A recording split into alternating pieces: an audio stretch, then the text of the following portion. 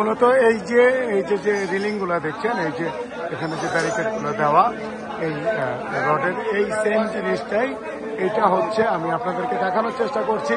এটা হচ্ছে ঠিক এই যে উপরে, এই যে আপনারা দেখেন যে এই যে ছাদের উপরে যে সেম অংশটা দেওয়া ছিল, মূলত ভূমিকম্পের সময় এই জিনিসটি ভেঙে পড়েই নিচে মানুষের আহত এবং নিহতের ঘটনা ঘটেছে। শুক্রবার দিনটি হওয়াতে এখানে অনেক মানুষের সমাগম হয়। এখানে একটি মাংসের দোকান এবং মানুষজন যাতায়াত করে। সেই জায়গা থেকে আপনাদের এখানে এই জিনিসগুলো, এই ইটেগুলো ভূমিকম্পের সময় কম্পনে এগুলো পড়ে যেয়ে নিচের এই মানুষগুলো আহত এবং নিহত হয়েছে বলে এখন পর্যন্ত আমরা জানতে পেরেছি। আসলে মূলত কতজন আহত হয়েছে এবং কতজন নিহত হয়েছে এর সঠিক খবরটি এখনো পর্যন্ত আমরা পাইনি। তাহলে অবশ্যই আপনাদেরকে আমরা জানাবো, আমাদের সাথে থাকবেন। ধন্যবাদ।